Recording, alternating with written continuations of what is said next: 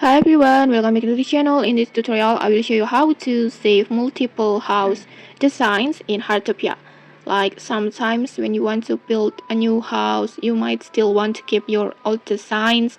Luckily, there's an easy trick to save it using blueprints. First, just open your blueprints on your smartwatch like this. Just tap on the blueprint menu and then just use an empty blueprint slot and tap on import like this, and then just tap on current home and then just tap on import like this, and then just give it a name.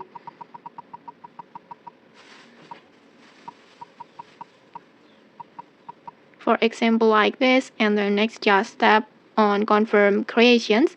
But before, you can also select a preview image for your blueprint. For example, I want to choose this one, and then next just tap on confirm creations and like this.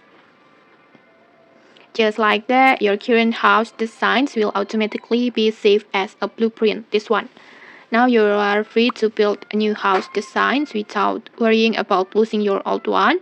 And if you want to use the old designs again, just simply open the blueprint and then just tap on view. For example, I want to choose my old design, this one, like this, and then next just simply tap on apply blueprint. But before that, just make sure all the required materials in the materials list, this one, are fulfilled and there are no red marks.